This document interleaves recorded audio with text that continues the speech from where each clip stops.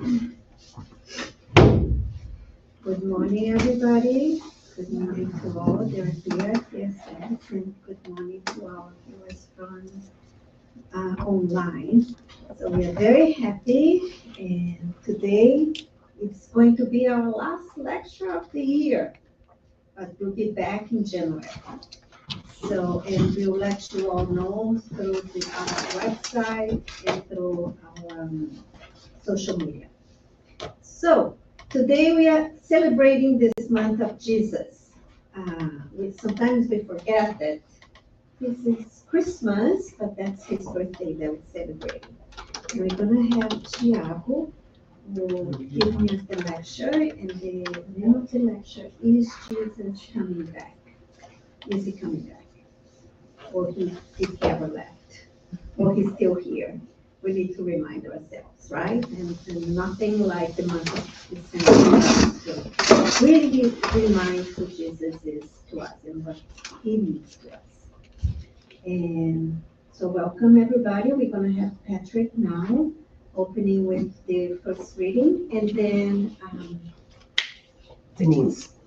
for the prayer. Sorry. So, be wise. Invest in your future. What is happening to you now is the result of a past that you can do nothing about. But what is to come depends on what you do starting today. While you rep the effect of past actions, you present actions have future consequences. As you sow, you shall reap. You are destined for goodness. How to get there is your choice to quick or delay actions at setbacks. Suffering is not inevitable. It is the result of a wrong choice. Invest in tomorrow and you will be happy beginning today.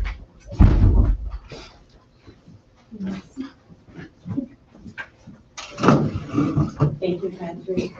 Good morning, everyone. So let's open our eyes, elevate our thoughts, connect with the spirituality that is here today. So we ask our Master Jesus, our dear God, our Master Jesus, all the TSS members that are here today, to bless us, to open our hearts, our minds for the lecture of today. We ask them to invite our friend Tiago so he can transfer all the necessary teachings we need to learn and observe today. Thank you, and so be it.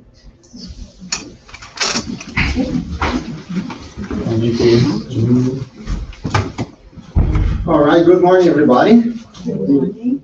Very glad to be here. Very glad to have everybody here in our last lecture of 2023. And why not talk about Jesus, right? Why not remind ourselves, as Sandra said, in this month of December that has a lot of significance for many of us, and also for many of us on Earth. Not that many, comparing that we are 8 billion people in the world right now, and it's hard.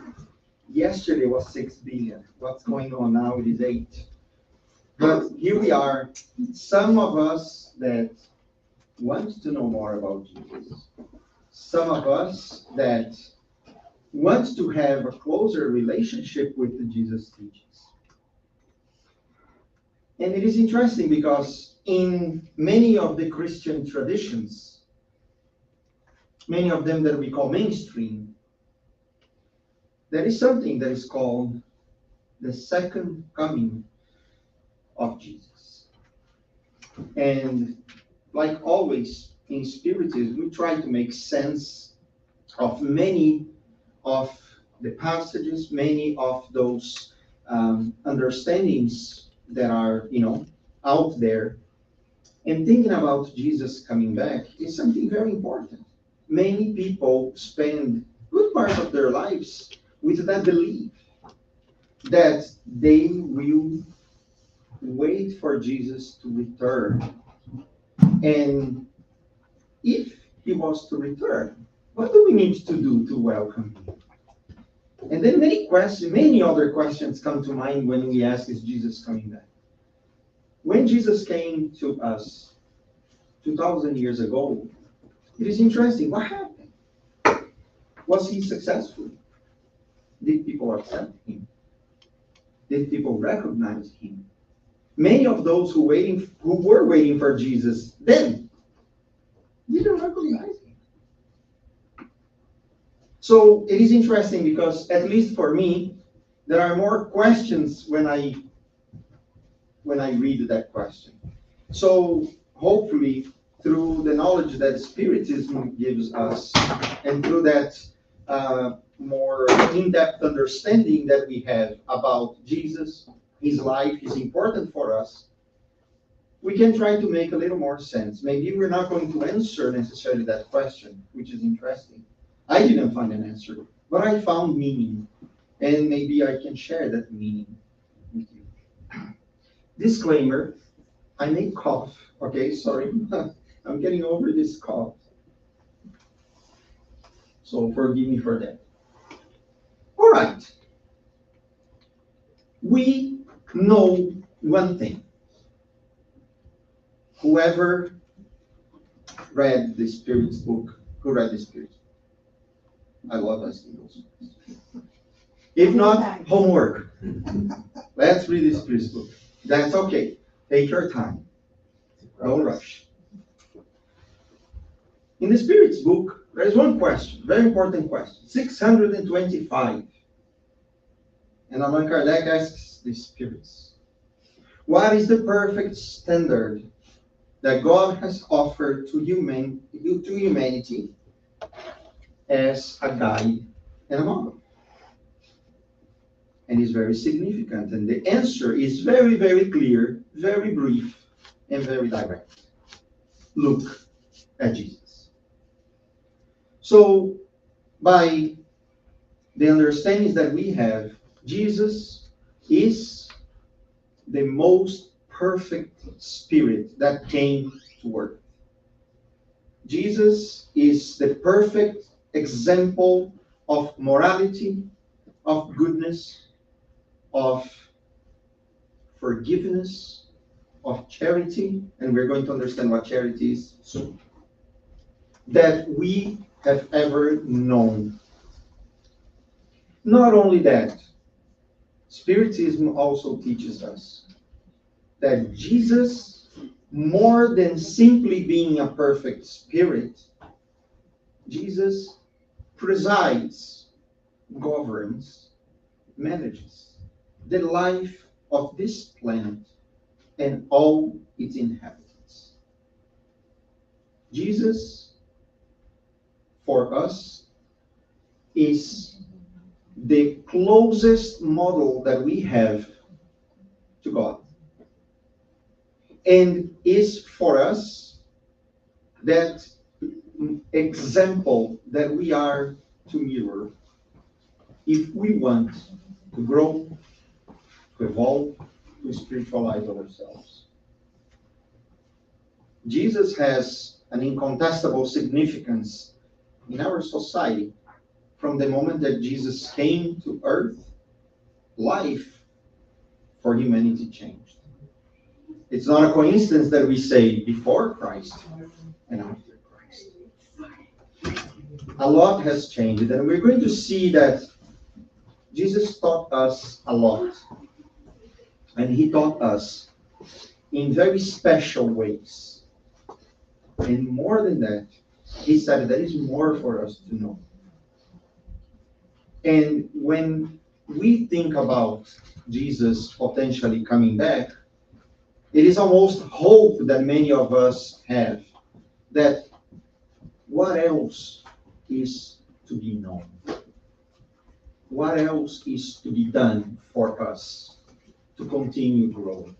to continue evolving, to continue getting rid of a lot of our imperfections, our suffering, our struggles. What else is to know? So let's look at it. But my invitation to all of you is talk about the second coming of Jesus, starting with the first one.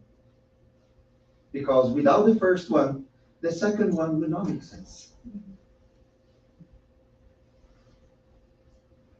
So the first coming, or the first advent. And I use that word on purpose. Right now, that is the time in the year that for many Christians, we talk about the advent. I think some of us may have a chocolate calendar at home, counting the days. That is Christmas, That is a significance for us. It is everywhere. Even in the little chocolate calendar that we have. Maybe we forget, but what are we doing? We're counting down for Jesus' birthday. That's what we are doing. And what is Jesus' birthday? Symbolically speaking, Jesus' birthday means when Jesus arrives on earth. And for his, give or take 33 years of his earthly life, he lived among us. And for more or less 3 years of his life, he gave the legacy that we are still 2,000 years after trying to understand. And that picture is also very significant because talking about the first coming of Christ, or Jesus, it didn't happen overnight. It happened as a very lengthy process. And that process took, let's say, more or less, give or take, 1,000 years. Why do we say that? If we think about the announcement that Jesus was coming to us, there is one specific person there in the Old Testament, among many others that were called prophets, that were, like we understand, mediums, that had a more direct and ostensive contact with the spiritual world, would then receive message from the spiritual world, and would then reveal them to us. That is one of those prophets. And his name was Isaiah. Isaiah lived between the 8th and the 7th century before Jesus. And he was a prophet. He would receive lots of messages from the spiritual world, or many revelations. And there is a very important message, or a very important prophecy that Isaiah made. And that is, we're going to talk about, I just brought few highlights from that specific prophecy. In the book of Isaiah, in the chapter 9, there is the announcement of the Son of God. That is the announcement of the one who will bring the light to the world. And it says a little bit like that. The people who walked in darkness have seen a great light. Those who dwell in a land of deep darkness, on them has light shone. So we are talking about a spirit that was illuminated. A very bright spirit that was able to bring light to the darkness of the days that Isaiah was living, or that he predicted that the people would be living. He would say more. He will multiply the nations. You have increased its joy. They rejoice before you, as with joy at the harvest, as they are glad when they divide the spoil, and so on and so forth. There is a lot of allegories. There is a lot of metaphors about that spirit coming. And very, very important. For us a child is born, to us a son is given, and the government shall be upon his shoulder. And his name shall be called Wonderful Counselor, Mighty God, Everlasting Father, and Prince of Peace. Most of us know at least one of those names. We heard at least one of those names. In many different faiths and religions, Jesus is called the Prince of Peace. For us, I think thinking about the Wonderful Counselor is a beautiful thing. For many reasons. One, the counselor who counsels us, who guides us. But also if you think about counsel in terms of the one that brings us comfort and console. And Jesus arrives in a time when there was a need for light and for hope, for comfort and consolation for people in the world. The arrival of Jesus was prepared for a long time, as if the prophets were somehow preparing the minds of the hearts of the population to welcome this being, this person, this prince, and in hopes to accept, in hopes to embrace him. We know that it was only partially what happened. He was accepted by some, not necessarily by all.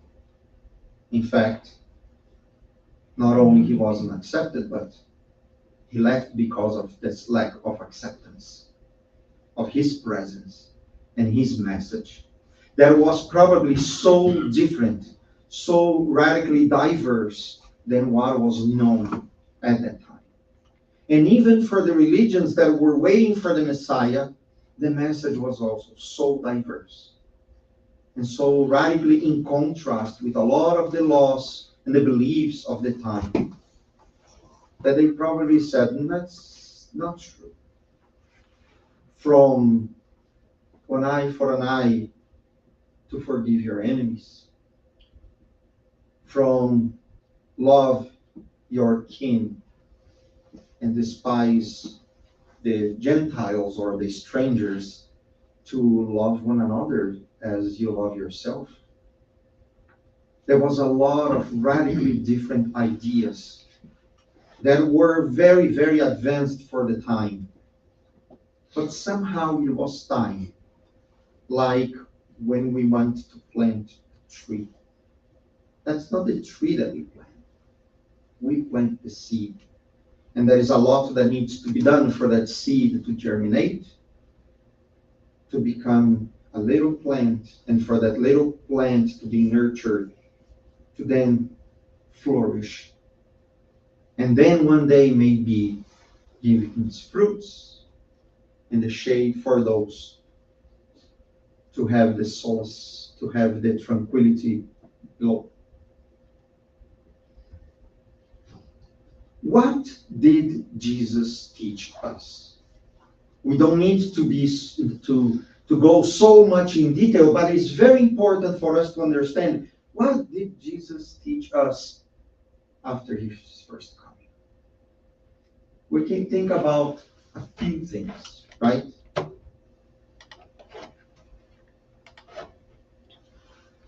He taught us in parables and metaphors. He gave lots of specific messages in a very, very practical and even tangible way. Jesus breaks the bread. Jesus multiplies the fish. Jesus is extremely, I would say, divinely generous. When Jesus welcomes the most hated beings in that time, prostitutes, tax collectors, which probably are hated still today, but we need to. people who were despised in the time. He caused even scandal, but he's saying, we are here to love one another, to learn how to live with those differences. Not only that, he also said, let's not judge. So we are not judged. Jesus gave us the best example of living together and breaking bread with those who plot against him. Forgiveness, love, tolerance, respect, to be coherent. That is a very important one. You know, may your mouth speak what your heart feels. He taught us so much. He summed it all up. Love God with all your heart, with all your knowledge, with all your mind. And love your neighbor as yourself. The golden rule. Do to others what you want others to do to you. Which is also an expression that is very misunderstood. And is worth an entire lecture or an entire series just for that phrase. A lot of it is still very advanced. I sometimes don't know how to do all of that. Maybe many of us still don't know how to do that. A lot of it. It is not easy. Sometimes we don't make sense of the pain that we go through. Sometimes we don't understand what is happening with us. We don't understand why there is so much difference that causes so much dissension amongst people. Why there is so much division within ourselves. Sorry. What we call conflict. Why there is division in our homes, with our relationships. Why there is division among them? Which happens right now. Many of those questions would not make sense if we would not understand them from the point of view that Jesus brought to us. Jesus taught us a few very important things. First of all, he taught us what I call the paternity of God. God, until Jesus, was vengeful. People needed a very strong hand to guide people's values and attitudes. Until then, God would punish, would kill, would divide. With Jesus, God becomes caring, a loving, forgiving, resourceful, infinitely just and good parent. We know that. The prayer that Jesus taught us starts with our Father. And he was not Jesus' parent. It is our parent.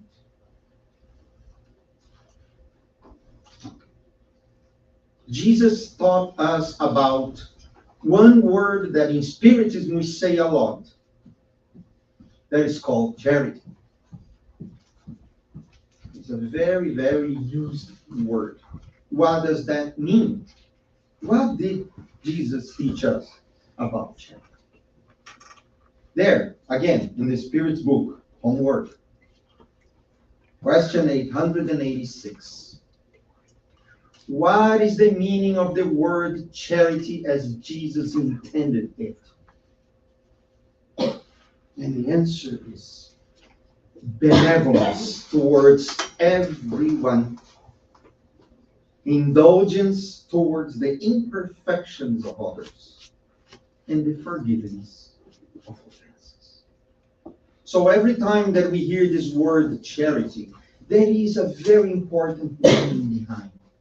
It is recognizing each other just like ourselves. with imperfections, with limitations, offending others, and striving to forgive myself for all the imperfections that I had and for all the offenses that I caused, therefore having a responsibility, a moral responsibility, to then forgive others' offenses as well, and to also be benevolent and forgiving others' limitations and imperfections. And Jesus taught us after his first coming, upon his departure, Jesus taught us the reincarnation and the immortality. After Jesus, we understand that we are spirits. Jesus taught us in many different ways. My kingdom is not of this world. One must be born from the water and from the Spirit again. And Jesus returned 3 days after his discarnation and presenting himself to all his disciples and all of those who he loved and loved him, to tell them, that is the kingdom that I'm talking about.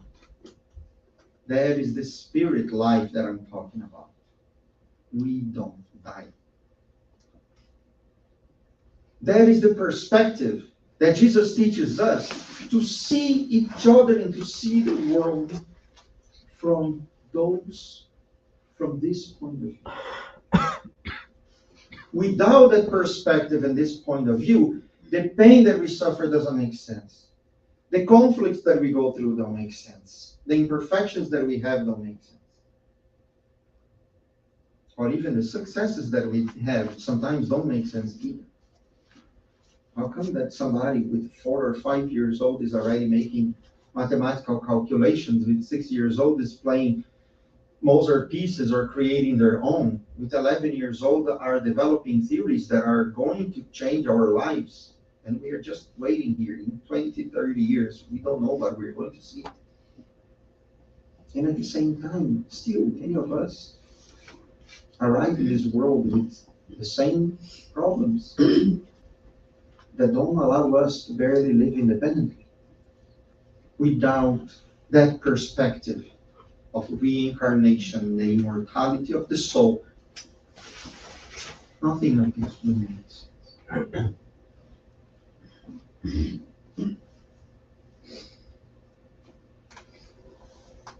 However, it is interesting because a lot of what Jesus taught the disciples and the people back then could not be understood by everyone.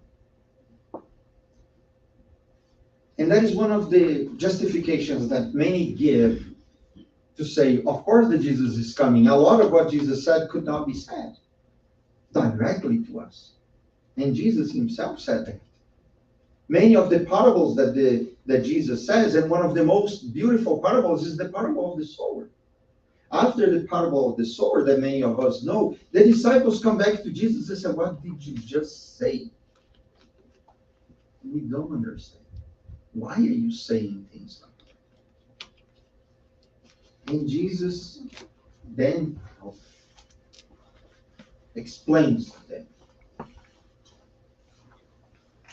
But until we get to Jesus, we will make sense of it by the Spiritism. And Allan Kardec, in the Gospel According to Spiritism, will say that many points of the Gospel, the Bible, and many other sacred authors, as he says, are not intelligible unless there is a key to unlock the understanding of those words, those explanations, many of those metaphors and parables. And he would say the Spiritism is the key for us to understand what has not been understood yet. So, Somehow, if we look at the immortality of the soul, if we look at reincarnation, and if we look at the fact that we are going to continue growing and evolving and reincarnating, Jesus then knew that in some point, the seeds that he planted would then germinate and would then flourish and would then start making sense to all of us. And Jesus said, right after the parable of the sower, to the disciples that were not understanding what Jesus was saying. And if you go to the Gospel, to the New Testament, that is an important passage because after the parable of the sower, Jesus explains to the disciples, I will tell you the meaning of them, but I cannot tell everybody. If we would just die and disappear after our existences, why would Jesus do that? Why would Jesus say that they don't understand now, but maybe they will understand later? And they will tell this to the disciples if there was not that perspective of the continuing of our existences. He knew that humanity was only partially ready to grasp the meaning of his words and his teachings.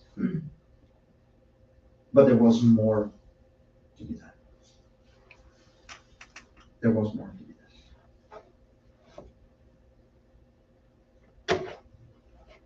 And that's when we arrive to the second advent.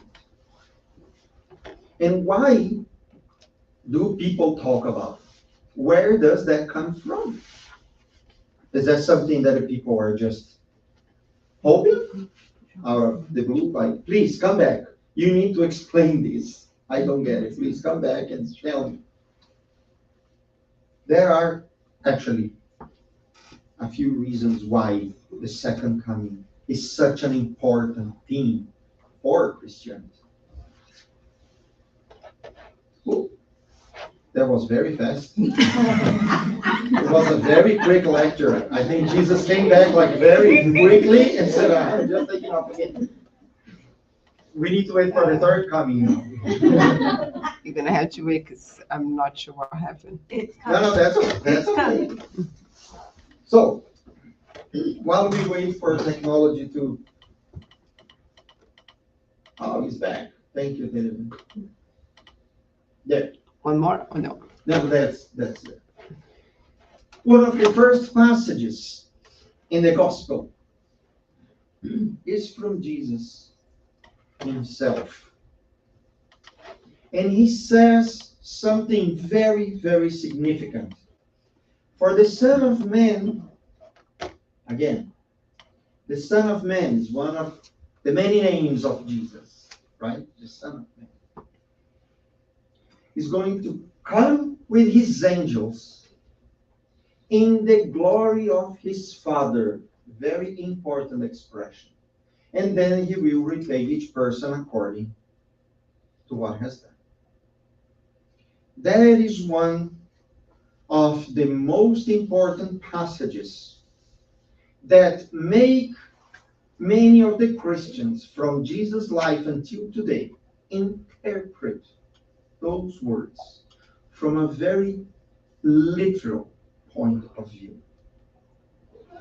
But remember, we are looking at keys for understanding of what may be unintelligible in many ways for many people.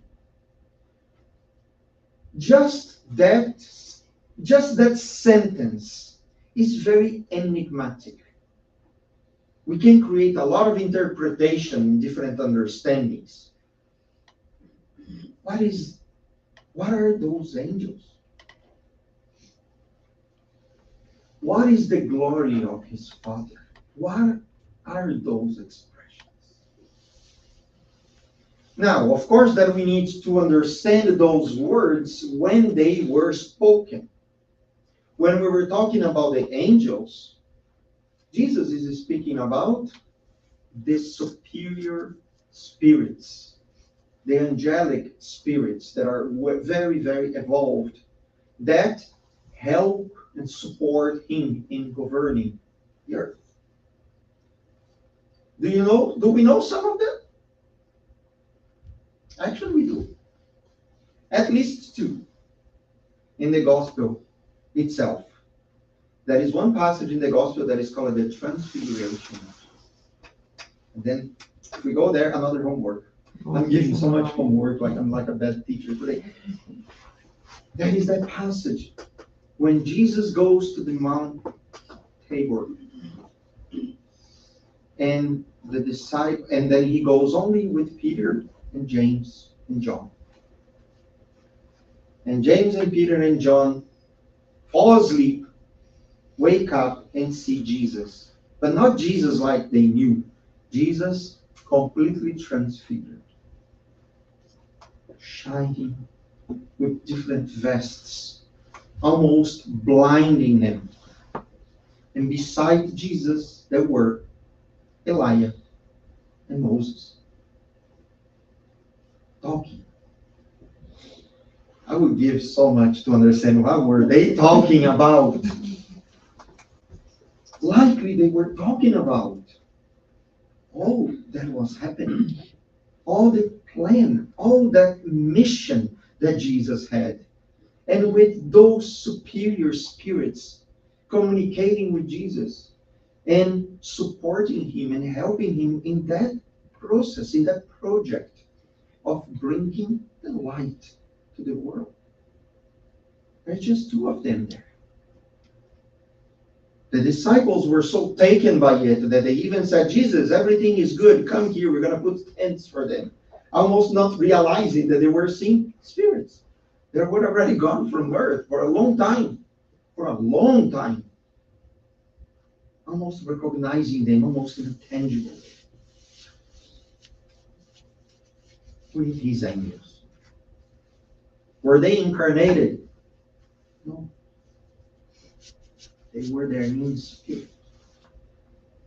Therefore, Jesus, when he says, in the glory of his Father, God is spirit. In the glory of his Father, when Jesus returns in spirit, in the fullness of his abilities as a pure spirit, surrounded by his divine army, continue to guide humanity throughout the centuries. And when we talk about repay each person according to what they have done, what is that? Who are our most tyrannic judges? Our conscience. And Jesus is talking about in spirit. When we confront ourselves with the awakening of our immortal conscience, likely when we return to the spiritual world, facing the natural results of our actions to ourselves and to others, then the representative of the divine laws through his messengers will allow us to continue our journey to one direction or another, not heaven and hell, to one direction for more illuminated places, or to plan our return to continue our journey, to re-encounter those whom we have lived with, and then plan the continuity of life in multiple existences.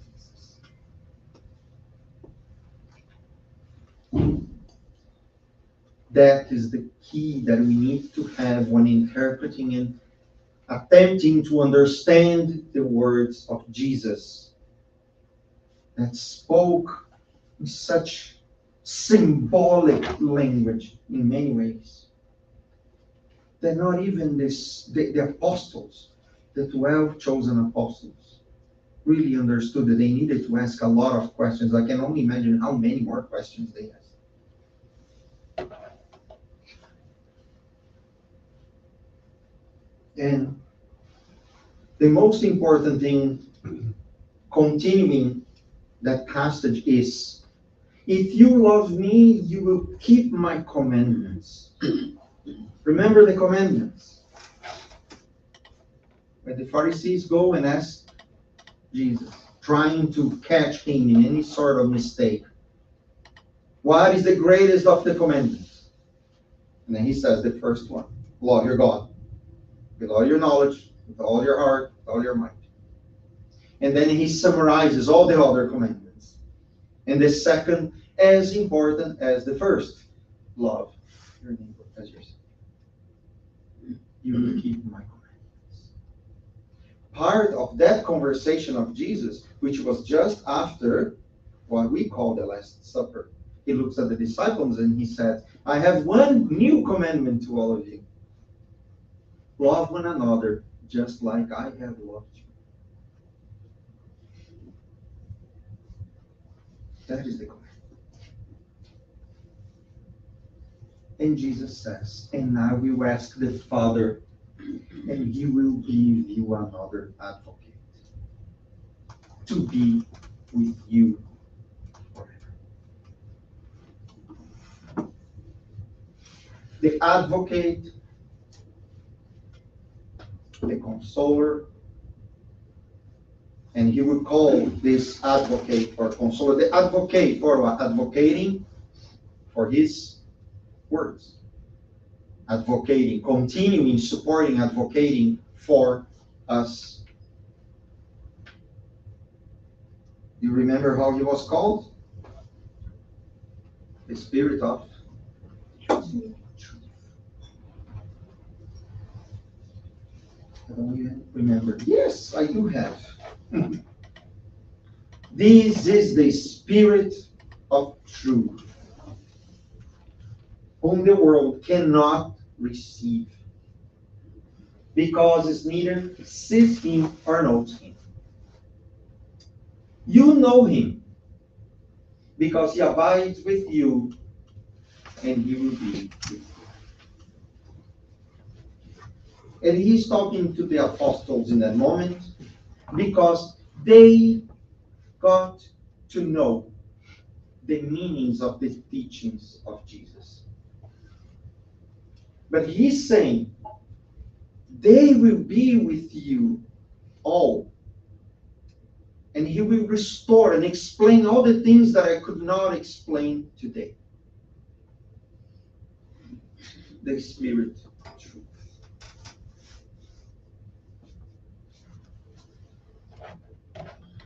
In the book of Genesis,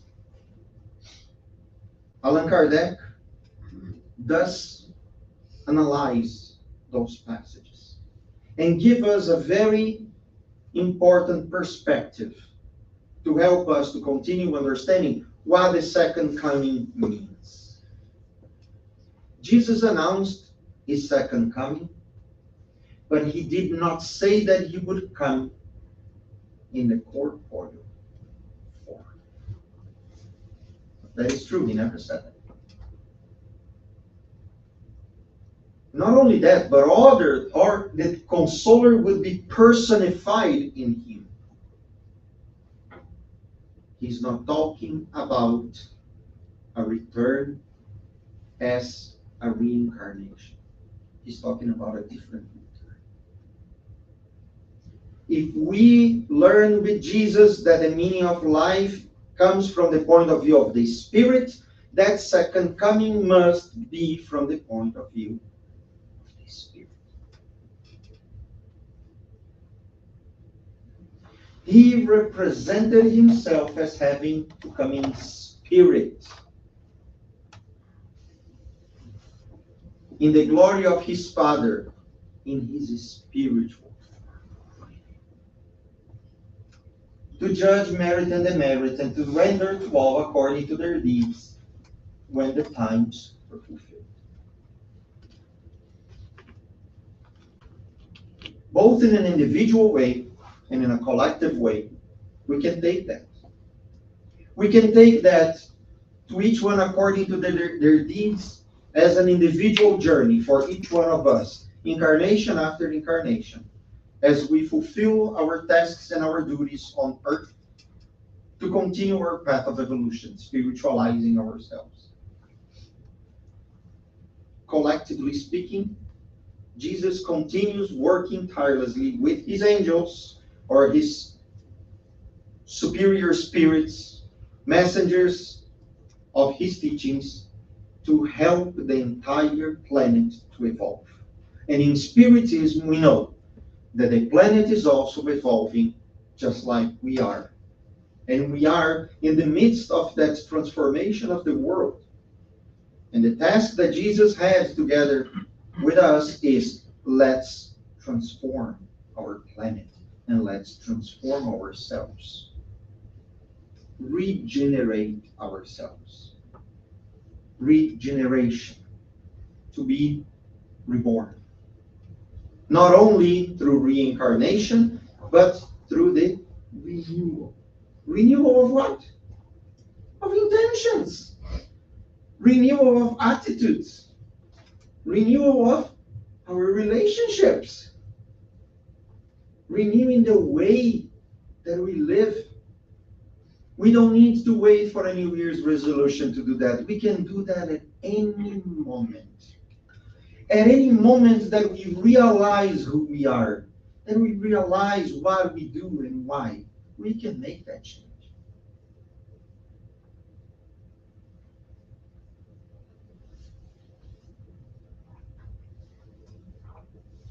What can we take from that then? Finally, Jesus.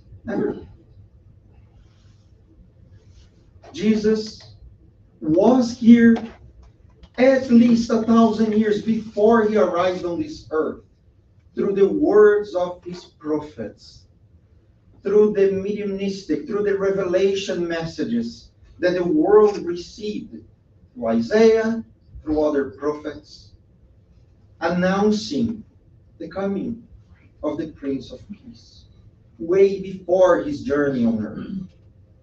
After Jesus left us, after he discarnated, he comes back 3 days after in spirit, materialized to his disciples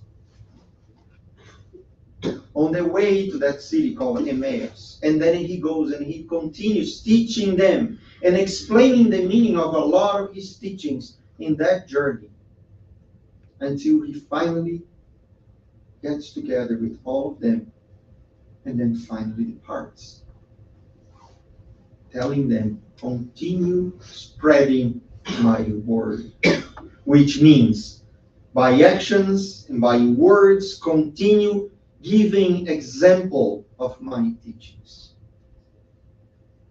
And then James, and then John, and then Peter, and then later on Paul of Tarsus, that continue receiving messages from Jesus and his messengers. And Paul of Tarsus that meets Jesus himself on the way to the city called Damascus, ready to kill, ready to perpetrate lots of atrocities against people who were Christians, and is stopped by Jesus. He never left. All the stories that we hear corroborate that assertion. He never left. He continues working with us. And Spiritism, the promised consoler, the group of spirits that come to start unveiling meanings of the message that Christ brought to us. And the Spirit of truth, who then is known by us as presiding the activities of the codification of Spiritism, together with Allan Kardec in spirit, guiding all those spirits through that process to then restore the essence of the message of Jesus for all of us. And he said, according to their deeds, he is telling us that our conscience guides us. We know where are the divine laws registered, imprinted, spirit book, again, in our conscience. All the laws. Reincarnation, following God's laws, is the path for evolution and spiritualization. He taught us that. Jesus needs to make room in our hearts by us making room in our hearts for Jesus. The world didn't make room for Jesus back then. It is on us to make room for Jesus now. Even if one day we believe that Jesus may reincarnate, which we have absolutely no idea, but if he is to reincarnate, we need to help.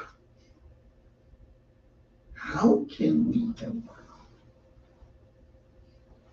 If we want that message to continue alive within us.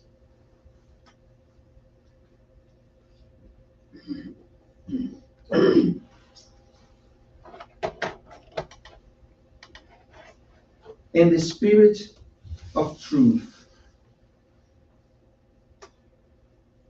gave several messages to us.